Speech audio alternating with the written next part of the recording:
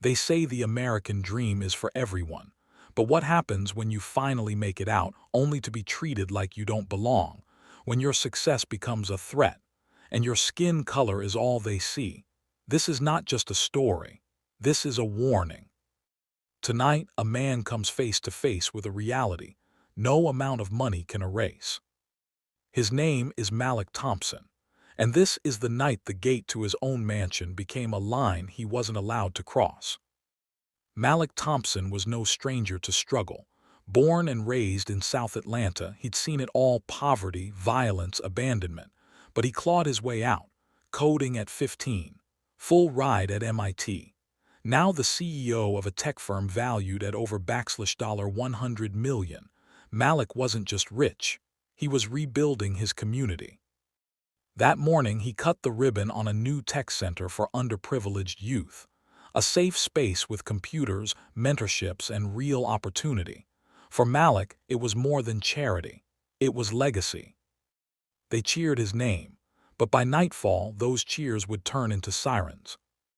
Malik's mansion sat on 12 acres of land in Buckhead. The gate recognized his car. The system was smart: Face ID, license plate, everything. But as Malik waited for the gate to slide open, something strange happened. 2 squad cars blocked the entrance. Malik softly, "What the hell?" Officer 1 asterisk. "Step out of the vehicle, sir." Malik asterisk. "Excuse me, this is my property. What seems to be the problem?" Officer 2 asterisk. "We received a report of suspicious activity. Neighbor called about a possible break-in." Malik calmly, "I live here, that gate, it's mine." Officer 1 stern. "License and registration." Malik knew the drill, but this wasn't a traffic stop, this was home. You work your whole life to buy the house of your dreams, and still get treated like an intruder, like a suspect, like a threat. Malik showed his ID. It had his address, his company badge, even a utility bill in the glove compartment. But the officers weren't satisfied. Officer 2 asterisk. "You say this is your house. Mind if we take a look inside?" Malik asterisk. "You don't have a warrant." Officer 1 firm. "We can make this difficult, sir." This is the part they don't show you in the success stories. When your Ivy League degree means nothing. When your title gets drowned out by a badge and a bias. If you believe stories like Malik's matter, hit that like button. Share this video. Let the world see what success still looks like when you're black in America. Karenesque neighbor asterisk. "Officers, that's the man I saw earlier. He was just sitting in the car." Malik asterisk. "Because I was unlocking my gate." Neighbor asterisk.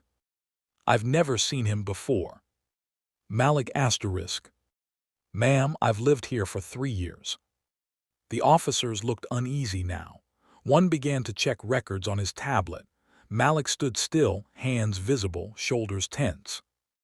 Lawyer asterisk. "Gentlemen, you are trespassing. This is private property. I suggest you leave before this becomes a civil rights lawsuit." The mood shifted. The officers stepped back. Officer 1 asterisk. "We were just following protocol." Lawyer asterisk. "Your protocol is racial profiling." They always back down when you speak their language, when you remind them that power speaks in lawsuits and headlines. Inside, Malik didn't rage, he didn't cry, he sat in silence, and then he picked up his phone. Malik on phone. "Yeah, it's Malik. Terminate the contract. Private security only from now on. No more cops on this property." Minutes later, he fired them all. This wasn't just about Malik. It was about every black man who dares to succeed, who dares to dream, who dares to exist without explanation. You build the life they told you was impossible, and still they treat you like a trespasser. Malik softly. "This isn't over." Coming soon, Part 2, what they found in the security footage will shock you. If you believe this story needs to be heard, hit subscribe. Share this with someone who still thinks success is a shield, because for us, it never is. Yep. This isn't over. Malik sat in the dim glow of his living room, phone still in his hand, the words hanging in the air like smoke. Outside, the Georgia night was quiet, too quiet. His instincts told him this wasn't the end of an incident. This was the opening move. The kind of silence that followed an attack wasn't peace. It was the pause before the next strike. He tapped open the security app. The feed from his perimeter cameras flickered, distorted, as if static was bleeding into the picture. Then it cleared. And there, just inside the gate, stood a figure. Tall, hood pulled low. Each movement was deliberate, controlled. Not the clumsy shuffle of some lost wanderer, but the measured steps of someone who belonged in this space, at least in their own mind. Malik's pulse spiked. He knew this walk. Somewhere deep in memory, something about the rhythm sent a knot into his gut. The intruder didn't try to break in. They just walked to the center of his driveway and stopped, long enough to be seen, long enough for Malik to know they were there on purpose. Then they crouched, set something on the ground, a small black case, and walked away, disappearing into the darkness beyond the gate. Seconds later, the feed went dead. Malik's chair scraped hard against the wood floor as he stood. He called David, his head of private security. "Pull the local backup from the server," Malik ordered. There was a pause. "Boss, we have a problem. The backup's gone, not just from last night, all footage from the last 3 weeks is wiped." 3 weeks.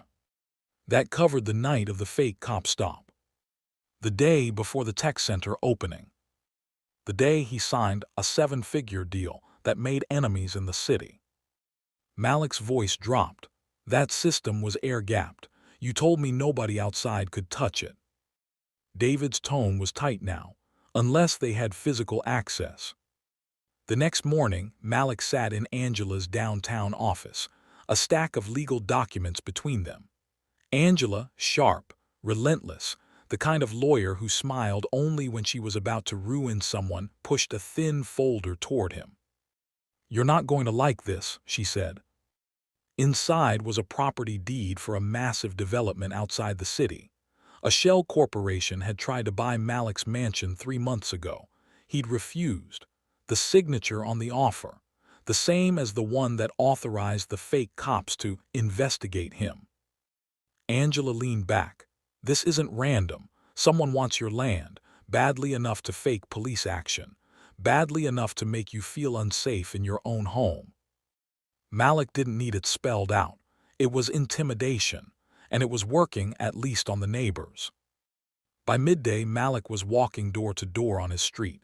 Every neighbor told the same story. They hadn't seen anything unusual. Their eyes shifted. Their voices trembled. At one house, a woman's hands shook so badly she nearly dropped her coffee mug. They weren't ignorant, they were scared. That night, Malik walked to the spot in the driveway where the black case had been set down. The grass was pressed flat, the faint outline of boot treads visible in the dirt. The police had never been called to collect anything. Whoever left it had come back to retrieve it, and they'd done so without triggering his security again. Malik scanned the tree line. No movement, but his skin prickled like someone was watching. 2 nights later, another call from David. His voice was lower than usual, almost a whisper. "Boss, it's not just your house. Someone breached your company's servers last week. They took blueprints, financial data, personal emails, everything." Malik's grip on the phone tightened. "When?" "The same night that figure showed up at your gate." The pattern was undeniable now. Whoever this was, they were coordinated. They weren't just after his property. They were dismantling his life from both sides. The following morning, a man in a tailored gray suit arrived at Malik's office unannounced. His smile was too polished, his handshake too firm. "Just a city liaison," he said casually, though Malik caught the glint of a government badge inside his wallet. "You've been asking a lot of questions, Mr. Thompson," the man said, knocking on doors, stirring up things in a quiet neighborhood. I'm looking for the truth, Malik replied. The man's smile didn't change. Sometimes truth is more expensive than you can afford. My advice, let it go. You don't want to end up on the wrong side of this. The wrong side of what? Malik asked. The man only tipped his head, as though Malik already knew, and left without another word. That evening, Malik sat in his home office, pulling every internal record he had access to. He scrolled through contracts, emails, security logs, and there it was, buried in a mislabeled folder, a time-stamped access entry for his private security control room. The night the footage was wiped, the person logged in, Victor Reed, his COO, his oldest friend in the business, the man Malik had trusted with more than just company secrets, the man he'd pulled out of financial ruin, offering him a lifeline when no one else would. The betrayal burned hotter than anger. Malik dug deeper. Another file, this one labeled as quarterly reports, contained encrypted audio files. He sent them to a friend in cybersecurity, someone he trusted from the early startup days. An hour later, his friend called back. You need to hear this. Malik pressed play. The audio was muffled, recorded in what sounded like a moving car, but the voices were unmistakable. Victor, the gate code still the same. He won't see it coming. Unknown male, and the cameras. Victor, handled. Just make sure he's not alive by next week. Malik closed his eyes. He replayed it twice. There was no doubt the voice was Victor's. Then his phone buzzed with a notification. No sender ID. Just a link. Against every instinct, Malik tapped it. The video that opened was shaky, filmed in green night vision. The view was from the tree line outside his home. The camera slowly panned to his front door. From the shadows, the hooded figure emerged again. This time, they turned toward the camera, lifting their head just enough for the light to catch their face. Malik's breath stopped. It wasn't Victor. It was someone he hadn't seen in nearly a decade, someone he believed was dead. The screen cut to black. Malik sat frozen, his phone heavy in his palm. His mind ran back to a single night 8 years ago in a cramped apartment in South Atlanta. The smell of gunpowder, the sound of sirens, the face of the man standing in the shadows now, disappearing into the dark that night, never to be seen again. Until now. He whispered the name without meaning to. And somewhere deep inside he knew, whatever game was being played, it wasn't just about land. It wasn't just about money. It was personal. And it was only just beginning. To be continued.